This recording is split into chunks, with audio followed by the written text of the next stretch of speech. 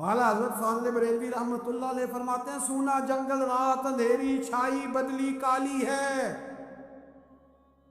سونے والوں جاگتے رہنا چوروں کی رکھوالی ہے۔ سونے والوں جاگتے رہنا چوروں کی، یہاں تو لوگ ہمارے عقائد کو تباہ کر رہے ہیں، صحابہ اور اہل بیت کے بارے میں، حضور کی نسبتوں کے بارے میں، اور ہمیں فکر نہیں ہے۔ اتنی دور لے جایا جا رہا ہے، اتنا فکری انتشار نہیں کہا۔ حضرت ربیہ بن کعب کی وہ حدیث تو سارے لوگ سناتے ہیں کہ وضو کرایا کرتے تھے، تو نبی پاک نے فرمایا کچھ مانگ لے۔ انہوں نے جنت میں نبی پاک کا پڑوسی مانگ لیا، یہ بخاری میں موجود ہے۔ لیکن وہ والی حدیث بھی پڑھو کہ جب نبی پاک نے انہیں کہا کہ ربیہ تو مجھے وضو کراتا رہتا ہے، شادی کیوں نہیں کرتا؟ حضور نے نہیں فرمایا کہ اس کا ذاتی معاملہ ہے، میں شادی کراؤں گا، میں کام میں کیوں آؤں گا، شادی کیوں نہیں کرتا؟ اس کی حضور کوئی کاروبار نہیں، کوئی معاملہ نہیں، کوئی رنگ روپ نہیں، اور آپ کی خدمت سے بھی رک جاؤں گا۔ کہتے ہیں حضور خاموش ہو گئے۔ اگلے دن پھر پوچھا نکاح کیوں نہیں کرتے؟ میں نے کہا حضور نہ کاروبار ہے، نہ گھر ہے، نہ مکان ہے، نہ رنگ روپ ہے، کون رشتہ دے گا؟ جب میں یہ کہہ کے باہر نکلا نا حضور خاموش ہو گئے، تو میرے دل میں خیال آیا ربیہ تو بحث کیوں کرتا ہے؟ اور ان کو بتاتا ہے جنہیں اللہ نے سارا کچھ ہی عطا فرمایا ہوا ہے۔ حضور کہتے ہیں شادی کیوں نہیں کرتا؟ تو چپ کر کے کہہ دے محبوبہ جیسے دل کرتا ہے ویسے کر دے، تم آگے سے دلیلیں دیتا پھرتا ہے۔ یہ بھی کو بات ہوئی۔ فرماتے ہیں اگلے دن میں نے ارادہ کر لیا، حضور نے اگر آج کہا تو کہہ دینا یا رسول اللہ جیسے دل ہو کرے۔ میں نے وضو کرایا، میرا خیال تھا حضور یہاں روک کے کہیں گے، یہاں روک کے کہیں گے، پر حضور نے آج بات ہی کوئی نہ کی۔ میں دیر تک سوچتا رہا یہاں کہیں گے، یہاں کہیں گے، پر آج حضور نے بات ہی نہ کی۔ میں پچھتا رہا تھا کہ 2 دن موقع ملا، میں نے ضائع کر دیا۔ فرماتے ہیں وضو پورا کرا کے جب میں باہر نکلا، دروازے تک پہنچا تو محبوب نے آواز دی۔ بات سن میں ٹھہر گیا، فرمایا شادی کیوں نہیں کرتی؟ کہتے ہیں میرا تو دل پھولوں کی طرح کھل اٹھا۔ میں نے کہا یا رسول اللہ جیسے دل کرتا ہے کرا دے۔ نبی پاک علیہ الصلوۃ والسلام نے فرمایا فلاں قبیلے کے سردار کے پاس جا، اسے کہا اپنی بیٹی کا نکاح تیرے ساتھ ہے۔ کہتے میں گیا، تھوڑی دیر کے لیے توقف کیا انہوں نے، لیکن پھر وہ راضی ہو گئے۔ میں واپس آیا، سنو یہ بھی اس کا ذاتی معاملہ ہے، لیکن نبی پاک نے دیکھا کہ اس کو ضرورت ہے میری، اس کا نکاح نہیں ہو رہا، گھر نہیں آباد ہو رہا، تو حضور نے پورا کردار ادا کیا۔ میرے محبوب کریم علیہ الصلوۃ والسلام نے حضرت حارثہ بن نعمان کو بلایا، فرمایا تیرا ایک مکان خالی ہے؟ کہ یا رسول اللہ ہاں۔ فرمایا یہ میرے ربیہ کو دے دے، اس میں رہا کرے گا، دلہن کو لائے گا۔ حضرت بریدہ اسلمی کو بلایا، فرمایا ایک کھجور کی گٹھلی کے برابر سونا چاہیے۔ یا رسول اللہ کس لیے؟ فرمایا میرے اس غلام نے اپنی بیوی کو حق مہر دینا ہے۔ حضرت سیدنا عثمان غنی کو بلایا، تیسرے صحابی، فرمایا ایک مہینے کا بندوبست تو نے کر کے دینا ہے۔ حضور کس لیے؟ فرمایا میں نے اپنے غلام کا ولیمہ کرنا ہے، بکرے کا بندوبست کر۔ ساری تیاریاں کر کے دی۔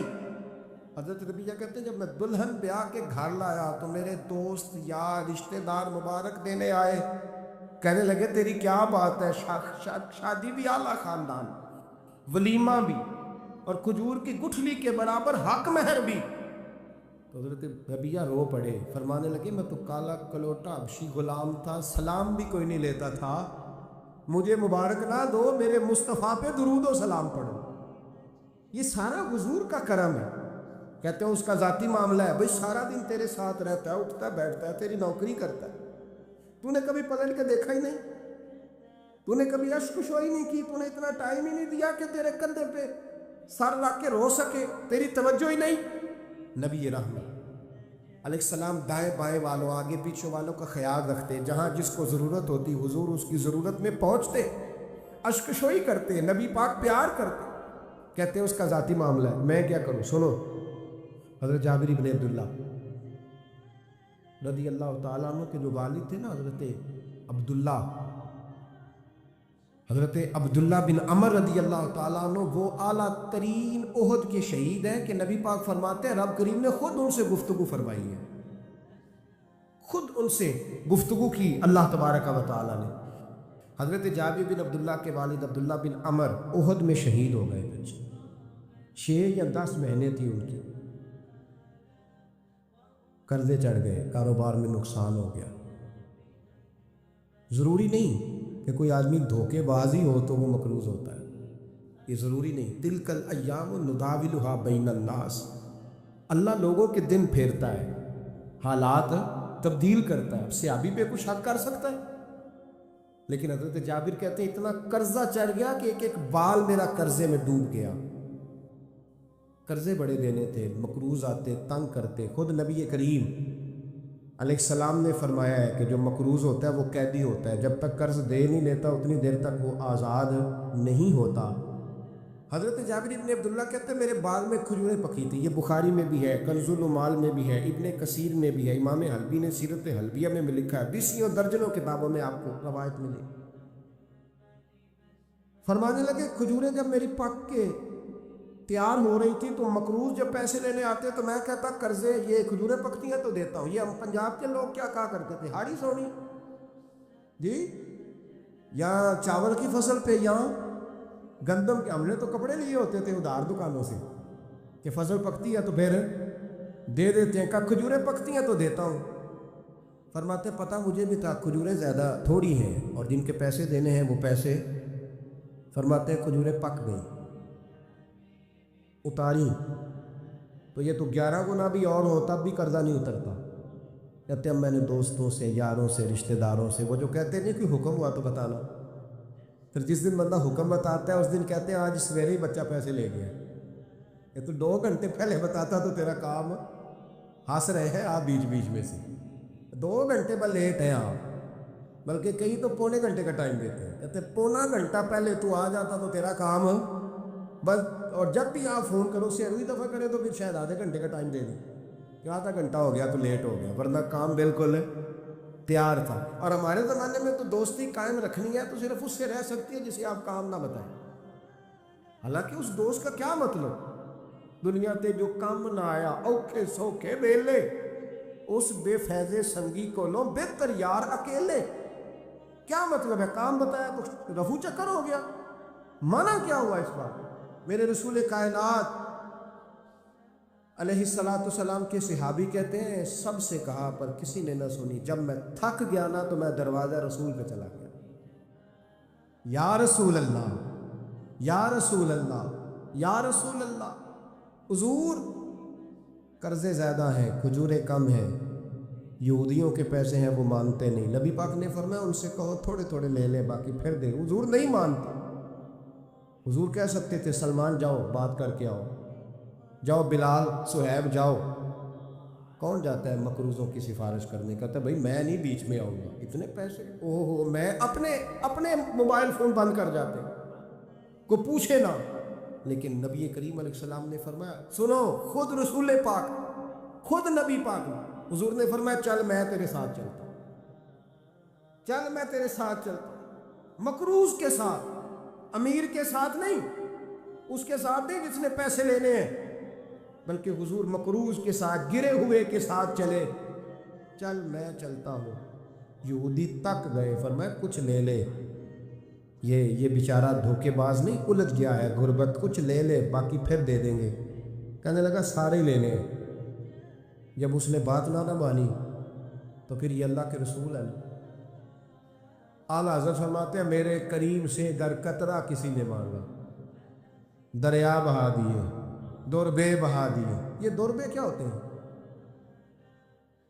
یہ مجھے پوچھا تھوڑے دن پہلے ایک شخص نے، آپ سنتے رہتے ہیں نا شعرات تو ترجمہ پوچھتے ہی نہیں نا، کبھی پوچھ لیا کریں کہ اس کا معنی کیا ہے، کبھی پرچی لکھ لیا کریں تاکہ کوئی جب آپ سے پوچھے تو یہ دوربے کیا ہے۔ لفظ دوربے ہے ہی نہیں، اصل میں اعلیٰ حضرت کو پڑھتے نہیں نا لوگ، انہیں پتہ ہی نہیں وہ بات کتنی اعلیٰ، یہ لفظ دوربے نہیں ہے۔ اعلیٰ حضرت کہتے ہیں میرے قریب سے گر قطرہ کسی نے مانگا، دریا بہا دیے ہیں، دور بے بہا دیے ہیں۔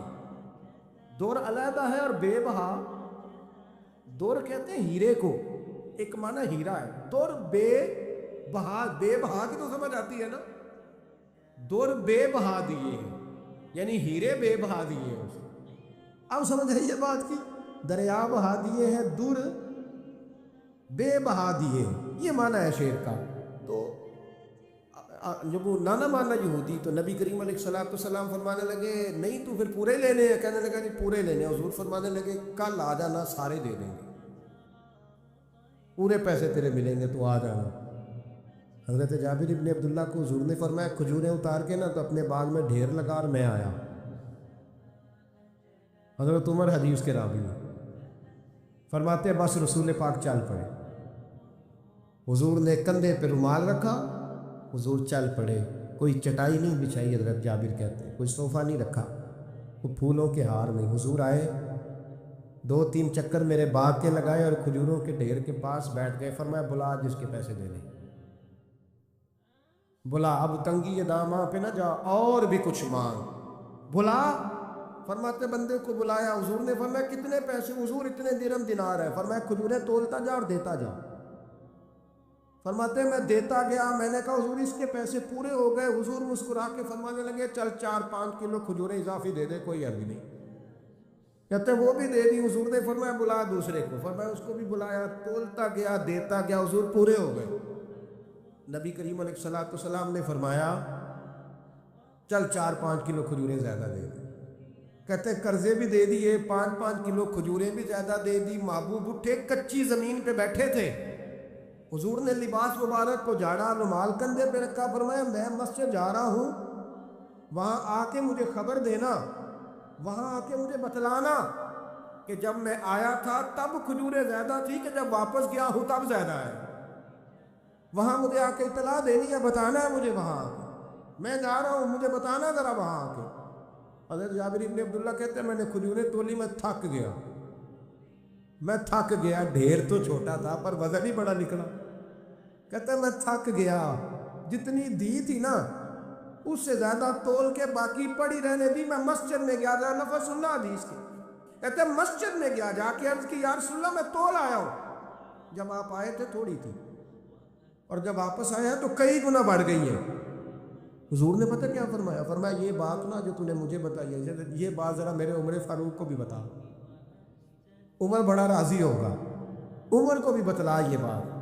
گویا نبی پاک کے معجزات کی، فضائل کی، شمائل کی باتیں جب بتائی جاتی تھیں صحابہ کے دل ٹھنڈے ہوتے، عمر کو بھی بتا، عمر راضی ہوں گے۔ جناب جابر ابن عبداللہ رضی اللہ تعالیٰ عنہ فرماتے ہیں میں حضرت عمر کے پاس گیا، میں نے کہا عمر میری یہ رائے تھی کہ جتنی میری کھجوریں ہیں 11 گنا اور بھی اتنی ہو تو پھر بھی قرضہ نہیں اترتا، لیکن سارے قرضے بھی اترے، 5-5 کلو کھجوریں بھی زیادہ دے دی اور پہلے سے زیادہ کھجوریں پڑی ہیں۔ تو کہتے ہیں حضرت عمر کی آنکھیں روشن ہو گئی، چہرہ مسکرانے لگا، کہنے لگا تو اب بتا رہا ہے نا، اب واپس آ کے رزلٹ سنا رہا ہے، تو صحابہ سے پوچھ لے جب نبی کریم گئے تھے تو میں نے اسی وقت کہا تھا، حضور کے جاتے ہی میں نے کہا تھا دیکھنا رب کریم جابر بن عبداللہ پر ساری ہی رحمت نازل فرما دے، اللہ ہر قسم کا کرم فرمائے گا، خیر ہی خیر ہو جائے گی، دیکھ لے میں نے پہلے بتلا دیا۔ میرے نبی پاک سلام چھوٹی چھوٹی باتوں کا خیال ہے، چھوٹی چھوٹی چیزوں پر توجہ دیتے، خیال کرتے کس کو کس وقت کس چیز کی کہاں حاجت ہے، اس کی وہ حاجت پوری کی جاتی، اس کا دھیان رکھا جاتا۔ حضرت جابر خود فرماتے، یہ مسلم کے لفظ ہے، فرماتے ایک دفعہ میں حضور کے ساتھ جہاد پہ گیا تھا، میرا اونٹ کمزور تھا، میں پیچھے رہ گیا۔ ہمارے یہاں شرط لگتی ہے نا، اللہ تعالیٰ خیر فرمائے، ایک بھائی گاڑی خریدتا ہے پھر دوسرا چاہے زیور بیچے اس نے بھی خریدنی ہوتی ہے، ورنہ گھر میں گھسنے کی اجازت نہیں ملتی، بہت سارے خرچے، یہ جو جوائنٹ فیملی سسٹم ہے نا، اکٹھے جہاں بھائی رہتے ہیں 3 4 5 6، اس کے بہت سارے خرچے ضد کی وجہ سے بڑھ جاتے ہیں، اس نے کیا ہے تو لہذا میں نے بھی، ہوتا ہے نا جی ایسے، تو پھر اس ضد میں کوئی پیچھے پلٹ کے نہیں دیکھتا کہ چلو جو پیچھے رہ گیا اس کا بھی ہاتھ پکڑے ساتھ آ جائے، دوڑتے رہتے ہیں، اس میں بیچارے کئی تھک جاتے ہیں، کئیوں کے پیر دوڑ دوڑ کے سوج جاتے ہیں، بڑے مسئلے بنتے ہیں، لیکن پیچھے پلٹنے کو کوئی تیار ہے؟ اس دوڑ نے ہمیں تھکا کے رکھ دیا۔ مسلم میں ہے، جناب جابر ابن عبداللہ کہتے ہیں حضور کے ساتھ میں جہاد پہ گیا، واپس آ رہا تھا، میرا اونٹ کمزور تھا، بوڑھا تھا، بیمار تھا، سب لوگ آگے گزر گئے، میں پیچھے رہ گیا، کچھ میں پریشان رہتا تھا غربت سے، تو میں مایوس بھی تھا، ذرا پیچھے رہ گیا، پریشان تھا۔ فرماتے ہیں نبی پاک نے نا 2-3 دفعہ پلٹ کے دیکھا، ادھر دیکھو، میں نے اپنی زندگی میں بڑے لوگ دیکھے ہیں، وہ امیروں میں چلے گئے، پیچھے پلٹ کے انہوں نے غریبوں کو کبھی نہیں دیکھا کہ وہ ایک دوست ہوتا تھا ہمارا جو ماڑا ہے، غریب ہے، پلٹ کے نہیں دیکھا۔ کہتے ہیں نبی کریم علیہ الصلاۃ والسلام نہ آگے گئے، سب سے آگے، حضور نے 2 4 5 دفعہ نہ پیچھے پلٹ کے دیکھا۔ جابر ابن عبداللہ کہتے ہیں جب میں نظر نہ آیا تو میرے محبوب کا انداز کریمانہ دیکھیں، حضور اعلانیہ فرمانے لگے، بھئی مجھے جابر نہیں نظر آ رہا، بے خبر ہو جو غلاموں سے، واقعہ کیا ہے؟ واقعہ کیا ہے؟ یہاں ہمارے استاد جب یہ حدیث پڑھا رہے تھے نا، یہ حدیث پڑھا رہے تھے تو اچانک رونے لگ گئے۔ میں نے کہا حضور کیا ہوا، رو کیوں پڑے؟ تو کہنے لگے یار سوچتا ہوں جو محبوب جہاد سے واپسی پر اپنے غلاموں کو نہیں بھولے، وہ میدان محشر میں کیسے بھول جائے؟ وہ وہاں بھی پوچھیں گے فلانا کدھر گیا، فلانا کدھر گیا، ایک ایک کا نام لیں گے، حضور نام لیں گے ہماری موج بن جائے گی۔ نبی کریم نے پلٹ کر کے دیکھا، جابر بھی نظر آ رہے ہیں، حضور ان کا اونٹ کمزور ہے، پیچھے رہ گئے۔ حضور نے یہ نہیں فرمایا کہ ذرا آہستہ کرو ساتھ، یہ نہیں فرمایا، بلکہ نبی پاک نے فرمایا تم چلو۔ قافلہ چلتا رہا، حضور نے گھوڑا پیچھے کی طرف موڑا، سب سے پیچھے آئے۔ جناب جابر کہتے پیچھے میرے پاس، اس حکمت کو آپ سمجھیں، حدیث کے لفظوں پر آپ غور کریں، ایک کہہ کے کہنا ذرا اس کو میرے پاس لاؤ، یہ بات اور ہے، ذرا آہستہ ہو جب وہ بھی ساتھ مل جائے، لیکن یہ معنی اور ہے کہ غریب جہاں بیٹھا ہے اس کے پاس خود چل کے جانا۔ حضور خود پلٹ کے پیچھے آئے اور فرماتے میں جو کہ پریشان تھا تو محبوب میری طرف دیکھ کے فرمانے لگے اس کو دوڑاتا کیوں نہیں، پیچھے کیوں رہ گیا؟ تو کہتے ہیں مایوس بندہ، پریشان بندہ کبھی کبھی وہ اس طرح بولتا ہے کہ جیسے کڑ رہا ہے، تھوڑا سا نا سخت ترش باتیں بھی کرتا ہے۔ کہتے ہیں میں نے اس عالم میں میں نے کہا حضور اس قابل ہوتا تو سب کے ساتھ مل نہ جاتا، کمزور ہے، ماڑا ہے، مہران ہے، وہ بھی پرانی جو چل ہی نہیں سکتی، یہ کہاں یا رسول اللہ دوڑے گا، اس قابل ہی نہیں ہے۔ حضور اس قابل ہوتا تو قافلے کے ساتھ نہ ہوتا۔ کہتے ہیں حضور نے میری طرف توجہ فرمائی، میں باتیں کر رہا تھا اپنے اندر کی پریشانی کی تو حضور مسکراتے جا رہے ہیں۔ حضور کے ہاتھ میں چھڑی تھی، فرمانے لگے ایسے ہی تو باتیں کر رہا ہے۔ نبی پاک نے اونٹ کی پشت پہ چھڑی لگائی اور فرمایا تو دوڑتا کیوں نہیں؟ بڑے ہلکے سے مسکرا، تو دوڑتا کیوں نہیں؟ تو جناب جابر بن عبداللہ کہتے ہیں جو سب سے پیچھے تھا نا وہ سب سے آگے نکل گیا، وہ دوڑتا گیا، دوڑتا۔ فرماتے ہیں میرا چہرہ بھی عجیب سا، لوگ میرے انداز دیکھیں کہ یہ کیسے آگے نکل گئے، کیسے، کبھی نہ سوچ یہ کیسے نکل گیا، بس سمجھ لے آگے وہی نکلا ہے جسے مصطفیٰ کی تھپکی مل گئی ہے۔ تو یہ نہ کہ سیاست کر گیا، چلاکی کر گیا، بس تھپکی مل گئی تو بات بن گئی۔ کہتے ہیں میں نکل گیا آگے، حضور کی تھپکی جو ملی تھی۔ حضرت جابر بن عبداللہ کہتے ہیں حضور گھوڑا دوڑا کے میرے پاس آئے، خود حضور نے میرا اونٹ تیز کرایا نبی پاک کی برکت سے۔ تو قریب آ کے فرمانے لگے ٹھہر جا یار، ہم بھی تیرے قافلے میں، ہمیں بھی ساتھ لے لیں۔ فرماتے اب تو میں رو ہی پڑا کہ خود بھیک دیں، خود ہی کہیں منگتے کا بھلا ہو، ٹھہر جا یار ہمیں بھی ساتھ لے لیں۔ جناب جابر بن عبداللہ رضی اللہ تعالیٰ عنہ فرماتے ہیں کہ جگہ پڑاؤ کیا، رکے، ٹھہرے کھانے پینے کو، نماز پڑھنے۔ نبی کریم نے مجھے بلایا، میں حاضر ہوا تو کہا یا سنت حضور حکم؟ تو محبوب فرمانے لگے جابر یار تیرا اونٹ میں نے نرالا ہی دیکھا، بوڑھا ہو کے سب سے آگے نکل جاتا ہے، بیمار ہو کے، کمزور ہو کے۔ کہتے ہیں میں چہرہ دیکھتا جا رہا ہوں کہ حضور سارا ہی پتہ ہے آپ کو، میں کیا عرض کروں؟ تو محبوب فرمانے لگے پسند آ گیا، بیچ نہیں دیتے میرے ہاتھ؟ یا رسول اللہ آپ رکھ لیں، حضور آپ کا یہ۔ فرمایا نہیں میں پیسے دوں گا۔ کتنے کا ہے؟ کہ یا رسول اللہ آپ رکھ لیں۔ فرمایا پیسے دوں گا۔ یا رسول اللہ مارکیٹ میں جاؤں تو 6-7 دینار کا بکے گا۔ فرمایا نہیں بھائی میں تو پورے 10 دوں گا، 6-7 نہیں، میں تو پورے حساب سیدھا، 6-7 کا کیا حساب ہوا، 10 پورے کا۔ حضور پھر بندہ نوازی ہے نا، کون بول سکتا ہے؟ حضور نے فرمایا بلال تیرے پاس 10 دینار تھے؟ حضور ہیں۔ فرمایا ان کو دے دو، اونٹ کے پیسے رکھ لو اور مال نہ مدینے جا کے دے دے۔ جابر بن عبداللہ کہتے ہیں میں مدینے گیا شام کو، میں نے نا کبھی اپنے اونٹ کی اتنی خدمت نہیں کی جتنی اس دن کی۔ میں نے اسے بڑے پیار سے نہلایا، میں نے نئی رسی خرید کے اسے نکیل ڈالی، آج محبوب کی بارگاہ میں لے کے جانا ہے۔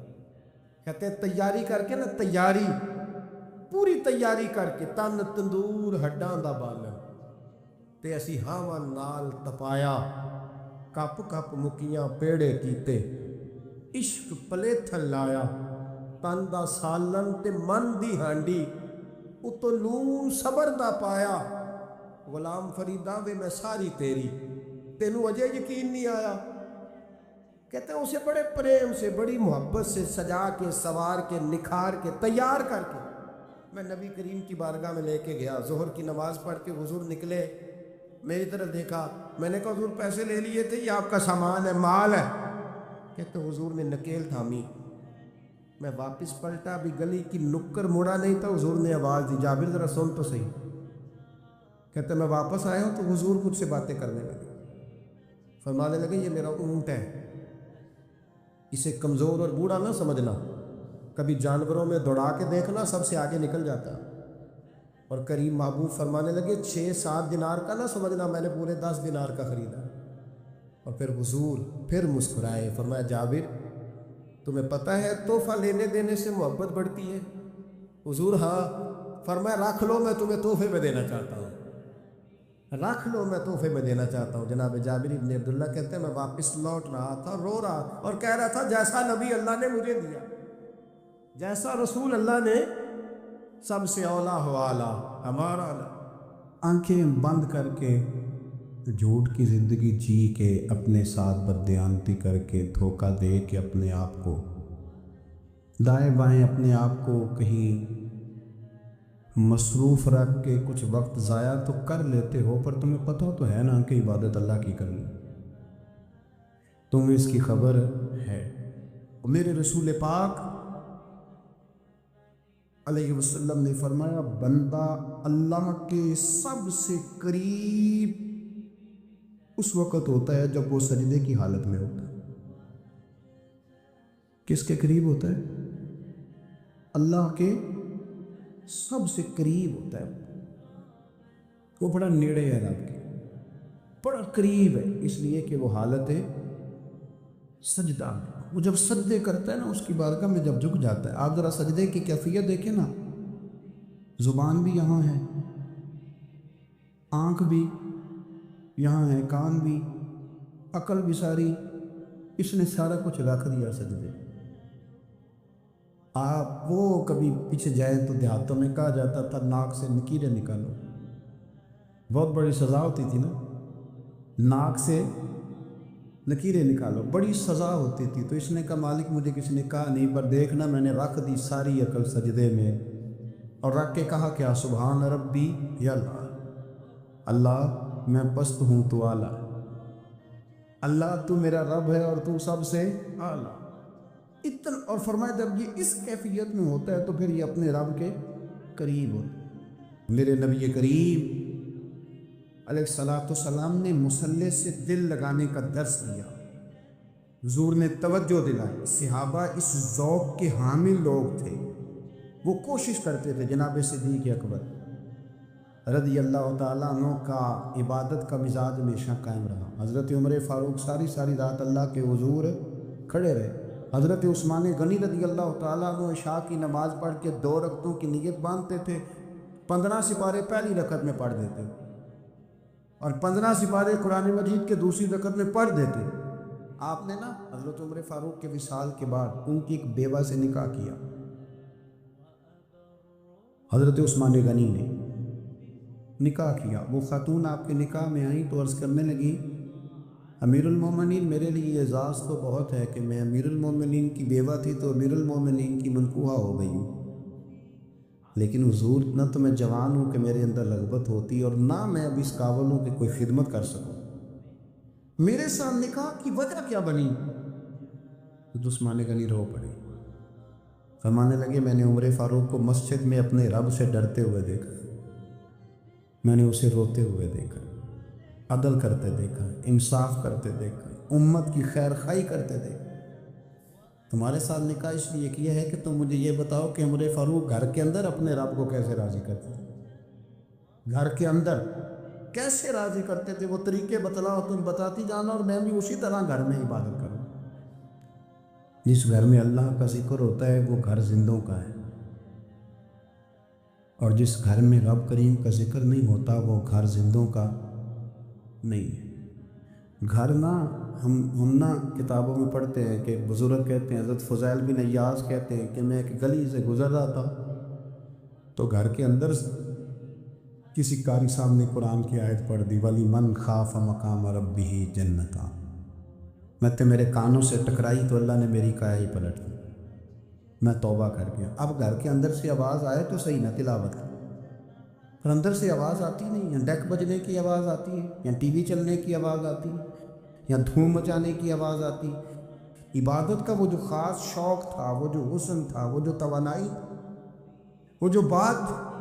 ایک جگہ پہ ہم بیٹھے تھے تو وہاں ایک صاحب آئے اور انہوں نے آتے ہی کہا کہ مہربانی کریں ذرا مجھے مصلی دے دیں، میرے میں کچھ نفل رہ گئے۔ تو میں نے وضو کر لیا تو کوئی مصلی مل جائے، مصلی انہیں دے دیا گیا، وہ مصلی لے کے چلے گئے تو پیچھے ایک صاحب نے تبصرہ کیا کہ انہوں نے کتنا ریاکار بندہ ہے، لوگوں کو دکھا رہا ہے کہ میں نفل پڑھتا ہوں، ہے کوئی بات کرنے والی۔ میں نے اسے کہا، میں نے کہا تو مہربانی کرنا، اس طرح کی ریاکاری تو بھی کر، پکڑ مصلی اور جا تو بھی تھوڑی ریاکاری کر کے آ، اٹھ ذرا، شکر کر کوئی یہ ریاکار بھی ملا ہے، کوئی نفل پڑھ کے ریاکاری کر رہا ہے۔ اللہ کا میں کہتا ہوں کو پڑھے تو صحیح نہ یار، یہ کوئی دور ہے نفل پڑھنے کا؟ اس میں تو لوگوں کا مزاج ہی نہیں، طبیعت ہی نہیں۔ میں نے کہا چل مہربانی کر کے دے مصلی، اور تو بھی جا تھوڑی سی کاریا ریاکاری کرو تو صحیح نا، مزاج ہی نہیں، ذوق۔ جمعے کی نماز پڑھ کے یوں دنیا بھاگتی ہے، او ہو پتہ نہیں کون سی پیچھے آگ تھی جو بجھائی جائے گی، اور آج تک لوگ مسئلہ پوچھ رہے ہیں کہ جمعے کی بعد والی سنتیں کتنی ہوتی ہیں۔ میں نے کہا کتنے سال ہو گئے جمعہ پڑھتے، کتنے سال ہو گئے، ابھی تک سنتوں کا نہیں پتہ، ابھی تک نہیں علم کے پہلے کتنی رکھتے ہیں اور بعد میں کتنی رکھتے ہیں۔ فجر کی سنتیں کب پڑھنی چاہیے؟ سنو فجر کی سنتوں کے بارے میں۔ میرے رسول کریم سید عالم صلی اللہ تعالیٰ علیہ وسلم سے ایک صحابی نے پوچھا تھا، حضور میری فجر کی سنتیں رہ گئیں یا رہ جاتی ہیں تو حکم کیا ہے؟ کیا انداز ہے حضور کا؟ بخاری مسلم کے لفظ سنو، حضور سید عالم صلی اللہ علیہ وسلم فرمانے لگے، اس نے کیا پوچھا تھا؟ حضور جواب کیا دیتے؟ فرمایا فجر کی سنتیں کبھی نہ چھوڑنا، فجر کی پہلی 2 سنتیں کبھی نہ چھوڑنا۔ یا رسول اللہ صلی اللہ تعالیٰ علیہ وسلم میری رہ گئی ہیں، رہ جاتی ہیں۔ فرمایا فجر کی 2 سنتیں نہ چھوڑنا، فرمایا فجر کی پہلی 2 سنتیں مجھے دنیا اور دنیا کے اندر جو کچھ ہے وہ سب سے زیادہ پیاری ہے۔ فجر کی 2 سنتیں دنیا اور دنیا میں جو کچھ ہے مجھے وہ سب سے زیادہ پیاری ہے، اس لیے فجر کی سنتیں نہ چھوڑ۔ اپنا ذوق، اپنی طبیعت، ہم نے نا ذوق غلط بنا لیا۔ اگر 20 بندے کہہ بھی دیں گے تو نے بڑی شاندار تلاوت کیا تو کیا اس سے بنے گا؟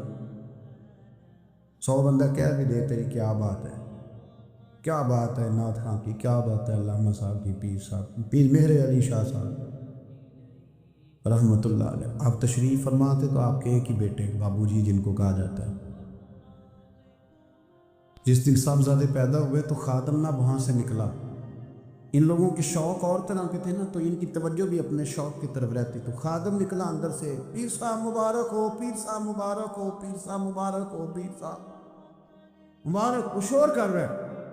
تو پیر صاحب کو وجد ہو گئے، اللہ اکبر، اللہ اکبر، اللہ، کیا ہوا؟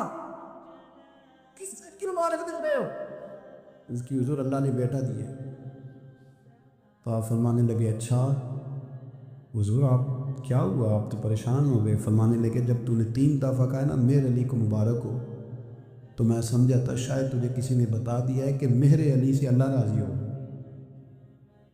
میں سمجھا تھا کہ شاید تو یہ خبر لے کے آیا ہے کہ کسی نے بتایا ہے کہ مجھے آج خبر ملی ہے کہ مہر علی سے رب، اچھا پتر ہوا ہے، الحمدللہ اللہ کا شکر ہے، پر میرے لیے مبارک کا دن وہ ہوگا جب میرا رب کہے گا کہ میں مہر علی سے راضی ہوں، میرے محبوب کہیں گے کہ میں مہر علی سے۔ آپ بات کو سمجھیں، شوق ہی کسی اور طرف تھا، دل ہی کہیں اور لگا ہوا تھا، طبیعت ہی کہیں اور مائل تھی۔ کوئی وظیفہ پوچھتے تھے تو پڑھتے تھے وہ لوگ، کچھ اللہ اللہ انہیں بتائی جاتی تھی تو کرنے کا ذوق رکھتے تھے، طبیعت تھی، قائد تھے۔ حضرت ربیع کہتے ہیں میں بڑی دور سے سفر کر کے گیا، حضرت ویس کرنی سے ملی، بڑی دور سے، اور جب میں پہنچا تو فجر کا وقت تھا، تو حضرت ویس کرنی کو میں نے پا لیا، تو وہ نماز پڑھ کے نا قرآن شریف لے کے بیٹھ گئے۔ فرماتے اشراق چاشت کا وقت ہوا تو نفلوں کی نیت باندھ لی۔ محدث ابن الجوزی نے لکھا ہے، فرماتے ہیں پھر جب زوال کا وقت ہوا تو مسجد میں جھاڑو دینے لگ گئے۔ ظہر کی نماز پڑھ کے تو عصر کی تیاری تک وہ مسجد میں بیٹھے رہے، اور میرے نبی پاک علیہ السلام نے فرمایا جو نماز کے انتظار میں بیٹھا ہو وہ نماز ہی میں ہے، وہ نماز ہی میں ہے۔ فرمایا میری دنیا، میری امت کی جو رہبانیت ہے نا وہ اتنی ہے کہ نماز کا انتظار کرے، اذان کے بعد نماز کا یہ راہب ہے، یہ اس وقت چھوڑ کے بیٹھے ہیں ذرا۔ فرماتے ہیں عصر تک انہوں نے اللہ اللہ کی، پھر مغرب تک کی، عشاء کی نماز ہوئی تو نماز پڑھی تو وہ تھک گئے۔ اب مجھے وہ فارغ ہوں، مصلی چھوڑے تو میں ملاقات کروں نا، کہ آپ حیران نہ ہو کہ اتنی دیر بندہ کیسے اللہ اللہ کر، ہم نے کی نہیں نا اس لیے ہم پریشان ہیں۔ جو عادی ہوتے ہیں وہ کر بھی لیتے ہیں، وہ یہ کام، میری بات کو سمجھ آ رہے ہیں؟ جب جاتے ہو کسی دفتر میں تو 8 گھنٹے کھڑے رہ لیتے ہو نا، مجبوری ہوتی ہے تو کھڑے رہا جا سکتا ہے۔ پاسپورٹ کا دفتر، بولیے امیگریشن کی لائنوں میں، اور میں نے تو ایمبیسیوں میں بندے 12 گھنٹے پہلے جا کے کھڑے دیکھے، رہ لیتے ہیں کھڑے۔ تو اگر ان کاموں کے لیے رہا جاتا ہے تو اللہ رسول کے لیے بھی کھڑے رہا جا سکتا ہے۔ تو فرمانے لگے کہ جب عشاء کی نماز کے بعد آخر انسان سے تھک گئے، نیند کا غلبہ ہوا تو تھوڑی ایسے آنکھ بند ہوئی تو کھلی تو رونے لگے۔ حضرت ویسے کرنی رو کے کہنے لگے مالک مجھے غافل تو نہ کر، ابھی میں نے کیا بھی کچھ نہیں، دن ختم ہو گیا، کوئی نفل نہیں، کوئی اللہ اللہ نہیں، اللہ مجھے غافل نہ کر، میری مدد فرما۔ فرماتے ہیں جب وہ روئے تو میرے ساتھ جو شخص تھا میں نے کہا اٹھو چلیں، کہنے لگا حضور ملنا نہیں، فرمایا جو میں لینے آیا تھا وہ مجھے مل گیا ہے، جو میں ان سے سیکھنے آیا تھا وہ مجھے نصیب ہو گیا، اب اور میں نے کیا لینا، ختم ہو گئی، اٹھو چلیں۔ اللہ کے بندوں نے حضرت ربیعہ بن کعب اسلمی رضی اللہ تعالیٰ عنہ فرماتے ہیں، کہتے ہیں جب بنو قریظہ اور بنو نذیر یہودیوں کے ساتھ حضور علیہ السلام نے جنگ کا اعلان فرمایا تو وہ دشمن ہو گئے، ہمیں خطرہ تھا کہ وہ رات کو کہیں محبوب کو تکلیف نہ دے، تو کچھ لوگ نا تلواریں لے کے نبی پاک کے دروازے پہ پہرے داری کرتے تھے۔ گن مین رکھنا حرام نہیں، اگر کسی کو واقعی خطرہ ہو تو اس کے لیے سنت بھی ہے۔ حضرت علی المرتضیٰ تلوار لے کے حضور کے گھر کا پہرا دیتے تھے۔ حضرت ربیعہ بن کعب اسلمی رضی اللہ تعالیٰ عنہ فرماتے ہیں کہ رات میری ڈیوٹی تھی کہ میں حضور کے گھر کا پہرا دوں گا، تو فرماتے ہیں میں باہر سن رہا تھا، ساری رات ہی میرے نبی پاک نے اللہ کی تسبیح پڑھی، ساری رات، کبھی تسبیح، کبھی تحلیل، کبھی تحمید، کبھی تکبیر، ساری رات۔ فرماتے ہیں ساری رات حضور پڑھتے رہے اور ساری رات ہی میں سنتا رہا، مجھے اونگ آ گئی، میری آنکھ لگ گئی، حضور ابھی پڑھ گئے، میں تھک کے سو گیا، اور فرماتے ہیں جب میری آنکھ دوبارہ سے کھلی تو میرے کانوں میں پھر کوئی چیز گونجی، تو میں نے کان لگایا تو میرے حبیب ابھی بھی اللہ کو یاد کر رہے، ساری رات حضور رب کی عبادت کرتے، اسی لیے تو کہا یا ایھا المزمل قم اللیل الا قلیلا، حبیب ساری رات تو نہ جاگا، تھوڑا آرام بھی کر لیجیے گا۔ میرے بھائی اپنا مصلی، اپنی عبادات، اپنے وظائف، اللہ اللہ جو آپ نے کسی سے سیکھی ہے اس کو کبھی کمزور نہ ہونے دیں۔ شجرہ شریف جو کسی بزرگ سے آپ لے لیتے ہیں تو کیا رسم ہے کوئی؟ اس پہ کچھ لکھا ہوتا ہے، وہ پڑھنے کے لیے دیا جاتا ہے، اس پہ لکھا ہوتا ہے کہ یہ اللہ اللہ آپ نے کرنی ہے۔ انسان پر اگر کوئی شخص نیکی کر دیتا ہے، احسان کر دیتا ہے، تو انسان اس کے سامنے پھر گردن نہیں اٹھا سکتا، یار یہ میرے مشکل وقت کا دوست ہے، اس نے میرے ساتھ نیکی کی، کبھی بھی گردن نہیں اٹھائے گا، جھکا کے رکھے گا۔ تو اگر عام کوئی نیکی کر دے تو اس کے سامنے انسان کبھی گردن نہیں اٹھاتا، تو جو رب ساری نعمتیں عطا فرمائے، جو کہے کہ تیری تخلیق میں نے کی، تجھ سے پہلوں کو بھی پیدا میں نے کیا، تیرے لیے زمین کا بچھونا بھی میں نے بچھایا، آسمان کی چھت بھی میں نے لگائی، تیرے لیے زمین سے ساری اناج کو، پھل کو، کھیتیوں کو نکالا بھی تیرے لیے۔ اب تو اس طرح کر کہ تو میری عبادت کر، تو میری بارگاہ میں جھک جا۔ بہت سارے نشے لوگوں کو لگے ہوئے ہوتے ہیں، ہر آدمی کوئی نہ کوئی نشہ کرتا ہے، کوئی دولت کا کرتا ہے، کوئی شہرت کا کرتا ہے، کوئی اپنی تعریف کا نشہ کرتا ہے، دو چار لوگوں سے تعریف سن کے مطمئن ہو جاتا ہے۔ ناراض تو نہیں ہو گیا اس جملے سے؟ آپ کرتے ہیں لوگ دولت کا نشہ، یہ جب نقصان ہوتا ہے تو بندے بیمار نہیں ہو جاتے؟ پیسے ڈوب جاتے ہیں تو لوگ بیمار نہیں ہو جاتے؟ تو اس کا مطلب یہ ہوتا ہے کہ نشہ ٹوٹ گیا ہے۔ اب بہک ہوئے ہیں نا تھوڑے سے تو کانپتے ہیں، تڑپتے ہیں، پریشان۔ نشئی اسی طرح ہی کرتا ہے نا، نہیں ملتا تو پریشان ہوتا ہے۔ یہ سارے نشے ہیں، مختلف قسم کا نشہ۔ ہم مانتے نہیں اس بات کو، تسلیم نہیں کرتے، کیونکہ تسلیم کرنا بڑا مشکل کام ہے۔ اس کے لیے تو بڑی ساری چیزیں جو ہے وہ دبوچ کے اور بڑی سارے رستے پھلانگ کے آنا پڑتا ہے، تو بڑا مشکل ہے ماننا، ورنہ کرتے ہیں ہم، ہمارا مزاج ہے۔ یہ گھومنے پھرنے کا، دنیا دیکھنے کا بھی ایک نشہ ہے، یہ بہت ساری باتیں کرنے کا بھی ایک نشہ ہے، گپ شپ کا بھی ایک نشہ ہے۔ دو چار لوگوں کی جب تک پگڑیاں نہ کھول لیں، بعض لوگوں کو نیند نہیں آتی۔ یہ غیبت کا، چغلی کا، بددیانتی کا، یہ بھی ایک نشہ ہے۔